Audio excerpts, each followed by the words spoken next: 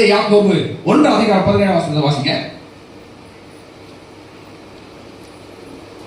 நன்மையான எந்த இரவும் பூர்ணமான எந்த வரமும் பரத்திலிருந்து உண்டாகி ஜோதிகள் பிதாவிடத்தில் இறங்கி வருகிறது. போதும் சிஸ்டர்.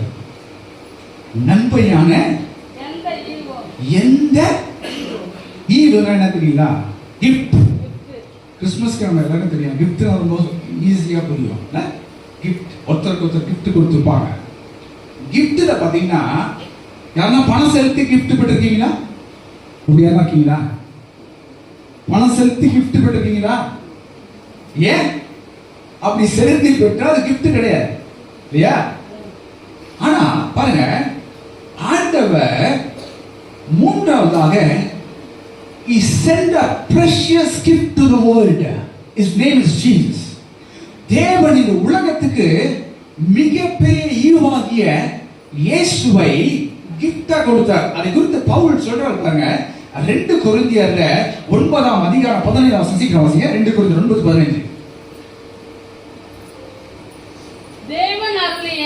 தேவன் அருளிய சொல்லி முடியாத ஈவுக்காக அவருக்கு ஸ்தோத்திரம். சொல்லி முடியாத ஈவுக்காக எதை வச்சு சொல்றாரு? கிறிஸ்து என்கிற ஒருவரை. Praise the lord. ஹalleluya.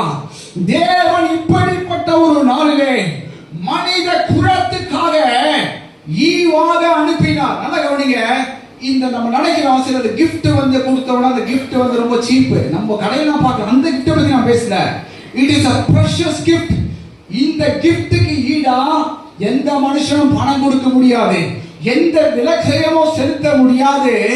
ஏன்னு சொன்னால் அதனுடைய விலைக்கிரயத்தை அவரே செலுத்தி முடித்தார். Praise the lord. ஹalleluya. பணத்தை கொடுத்து வாங்க முடியாதுங்க ரட்சிப்பை. எதை குறித்து வாங்க முடியாது. ஏன்னா it is a precious gift. அவர் மனிதனுக்காக இந்த உலகத்துக்காக இயேசுவை கொடுத்தது மிகப்பெரிய விலையேற பெற்ற பொக்கிஷம். அது ஈவு. அதனால தான் எபேசியர் சீக்கிரம் வாசிங்க. 2 அதிகாரம் 6-9 வாசிங்க.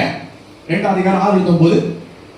நமக்கு இயேசு சொல்லின்படியே நம்மை இயேசு கிறிஸ்து மூலமாய் நமக்கு சுவிகார புத்திரராகும்படி முன்குறித்திருக்கிறார். அவருடைய கிருபையின் ஐஸ்வரியத்தின்படியே இவருடைய இரத்தத்தினாலே பாவ மன்னிப்பாகிய மீட்பு இவருக்குள் நமக்கு உண்டாயிருக்கிறது. எபேசியர் 2 கிறிஸ்து இயேசுவுக்குள் அவர் நம்மிடத்தில் வைத்த தயவினாலே நம்முடைய கிருபையின் மகா மேன்மையான ஐஸ்வரியத்தை வரும் காலங்களில் விளங்க செய்வதற்காக கிறிஸ்து இயேசுவுக்குள் நம்மை அவருடனே கூட எழுப்பி வாசிங்க உன்னதங்களிலே அவருடைய கூட உட்காரவும் செய்தார். வாசிங்க. கிருபையினாலே விசுவாசத்தை கொண்டு ரட்சிக்கப்பட்டீர்கள். கிருபையினாலே விசுவாசத்தை கொண்டு ரட்சிக்கப்பட்டீர்கள். இது உங்களால் உண்டானதல்ல. இது தேவனுடைய ஈவு. எது ஈவுன்றது? ரட்சிப்பு. நல்லா கவனிங்க. salvation, ரட்சிப்பு. அப்போ இந்த கிறிஸ்மஸ் தினம் தேவனுடைய ரட்சிப்பை குறிக்கிறது.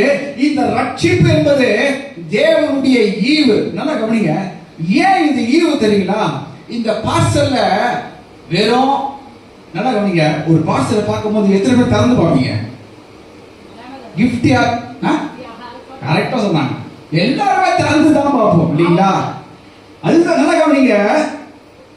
கிறிஸ்மஸ் நம்ம எப்படி பார்க்கறோம்னா, ஐயா நீங்க பாட்டுக்கு ஒரு கிறிஸ்மஸ் தான் இயேசு பிறந்தார் சொல்றீங்க.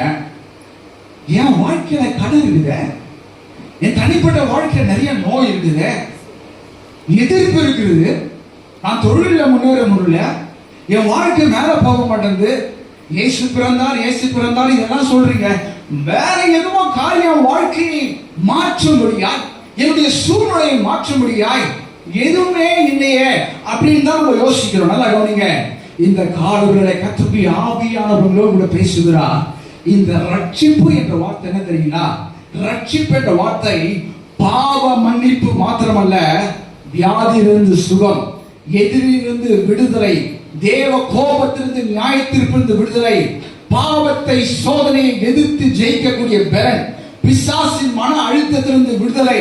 அது மாத்திரமல்ல, அவன் வாழ்க்கை, ஒரு மனுஷனுடைய வாழ்க்கை முழுமை அடைய செய்கிறது தான் ரட்சிப்பு. கிரீக் வேர்ட் ஜோசோ என்கிற வேர்ட்ல இருந்து வருகிறது. இந்த ரட்சிப்பு என்ற வார்த்தையை சபைக்கு பாவ மன்னிப்போடு நல்லா கவனிங்க அப்படி நிறுத்திட்டான் பிசாசு. ஏன்னா மற்ற டைரக்டர் சபை தெரிஞ்சிச்சுன்னு வச்சுக்கோங்க, அவனை உண்டியல் ஆக்கிடுவாங்க. அதனால பாவ மன்னிப்போடு கூட நிறுத்திக்கோ அப்படின்னு சொல்லி நிறுத்திட்டான். அதனால்தான் பவுல் எபேசியர்ல 1ஆம் அதிகாரத்துல வாசித்து பாத்தீங்கன்னா, ஆண்டவர் உங்களுக்கு பிரகாசமுள்ள மனக்கண்ணை கொடுக்க வேண்டும் என்று சொல்லி வேண்டிக் கொள்கிறார் அப்படின்றாரு. நல்லா கவனிங்க, பாவ மன்னிப்பு மாத்திரமல்ல, ஒரு காயின்ல எப்படி ஹெட் அண்ட் டெயில் இருக்குதோ அதே மாதிரிதான் இயேசுவுக்குள்ள இத்தனை கிஃப்ட வச்சிட்டு இந்த கிஃப்ட பேக்கா மனுஷனுக்கு கொடுத்தார். எத்தனை பேர் விசுவாசிக்கிறீங்க? பிரைஸ் தி லார்ட், ஹalleluya. சுகம் சுகம். ஏசாயா 53 எனக்கு நேரம் இல்ல சொல்றேன் பாருங்க. தேவன் பழைய ஏற்பாட்டிலேயே ஜனங்களை 107 சங்கீதத்தை வாசித்து பாருங்க. அவர்களை வெள்ளியோடும் பொன்னோடும் புறப்பட செய்தார். பிரைஸ் தி லார்ட், ஹalleluya. அவருடைய கோத்திரத்தில் பலவீனப்பட்டவன் ஒருவரும் இருந்ததில்லை. எப்போ அந்த ஆட்டுக்குட்டியின் ரத்தத்திலிருந்து அவர்கள் மீட்கப்பட்டவர்களாய் வெளியே ஸ்டெப் அவுட் கொண்டு வரும்போது இந்த ரட்சிப்பு என்ன செய்யும் அப்படின்றத பழைய ஏற்பாட்டிலே ஒரு நிழலாய் வைத்தார். ஏன்னா இயேசு என்கிற ரட்சகர் வரும்போது அவர் மனிதனை ரட்சிக்கும் போது அவருடைய வாழ்க்கையிலே அந்த ரட்சகர் வரும்போது அந்த ரட்சிப்பிலே அவருடைய கையின் பிரயாசம் ஆசீர்வதிக்கப்படும். அவர் வாழ்க்கையில சுகம். ஏசாயா 83 வாசிங்க, அவருடைய தழும்புகளால் குணமானீர்கள். 1 பேதுரு 2:24 வாசித்து பாத்தீங்கன்னா, பாவத்துக்கு செத்து நீதிக்கு பிழைத்திருக்கிறோம், அவருடைய தழும்புகளால் குணமானீர்கள் திரும்ப பேதுரு சொல்றார். சுகம். அப்படியே வாழ்க்கையில மனுஷனுடைய வாழ்க்கையில நல்லா கவனிங்க, எனக்கு நேரம் இல்ல, நிறைய வசனத்தை சொல்ல முடியும், நிறைய வார்த்தையை சொல்ல முடியும். இது எல்லாத்தையும் வச்சு இயேசு என்பதுக்குள்ள பேக் பண்ணி மனுஷங்கிட்ட கொடுத்துட்டாரு. நிறைய பேரு சரியா ஓபன் பண்ணி உள்ள கிட்ட சரியா பார்க்காம இருக்கணும். That is a secret of the church. அவர் யோவான் 3:14 தேவன் தம்முடைய ஒரே குமாரனை விசுவாசிக்கிற எவனோ அவன் கெட்டுப்போக நித்தியத்தில் அடையும்படிக்கு அவர் தந்தர் இவ்வளவு உலகத்தை அன்பு கூர்ந்தார். ஒரே குமாரனை தந்தருளி இவ்வளவு உலகத்தை. நான் சொல்லுகிறேன், எத்தனை பேர் இதை விசுவாசிக்கிறீங்க? ஐயா, நான் ஒண்ணு நல்லா கவனிங்க, அதான் சொல்றேன். எனக்கு தேவை கடன் வந்து எனக்கு விடுதலை தேவை அப்படின்னு சொல்லிட்டு பாக்குறோம். ஆண்டவர் கடன்ல இருந்து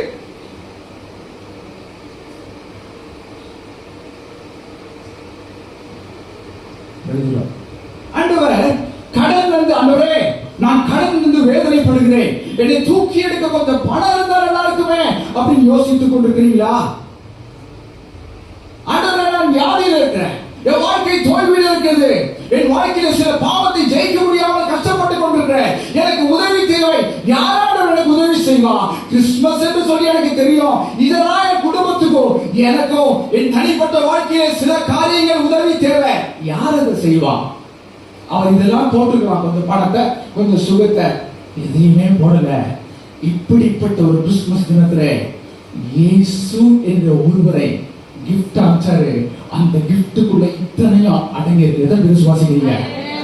அதனாலதான் சொல்றாரு. எப்படிங்க? வசனத்தோட சொல்ற. ரோமர் 8ஆம் அதிகாரம் 32ஆம் வசனத்தை சீக்கிரம் வாசிங்க. ரோமர் 8ஆம் அதிகாரம் 32ஆம் வசனம். தம்முடைய சொந்த குமாரன் என்றும் பாராமல், தம்முடைய சொந்த குமாரன் என்றும் பாராமல், நாம் எல்லாருக்காகவும் அவரை ஒப்பு கொடுத்தவர், அவரோட கூட, அந்த வார்த்தை அப்படியே அண்டர்லைன் பண்ணுங்க, அவரோடு கூட சொல்லுங்க, சொல்லுங்க சொல்லுங்க, அவரோடு கூட, இயேசுவோடு கூட. எத்தனை விசுவாசிக்கிறீங்க? இயேசுவோடு கூட. Praise the lord. ரப்பா பஷப்திரிகினி யாராத்தா ஷதா. எல்லா இருதயத்தின் எல்லா தடைகளை கர்த்தர் உடைத்து ஆவியானவர் மனக்கண்களை திறக்க விரும்புகிற அந்த காலத்தில், ஹalleluya. அப்போ அந்த இயேசுங்கிற gift மனுஷனுக்குள்ள வரும்போது நல்லா கவனிங்க, இந்த giftக்குள்ள உள்ள ஒரு பெரிய காரியத்தை கர்த்தர் வச்சிட்டு தான் ஆண்டவராகிய இயேசுவை கொடுத்தார்.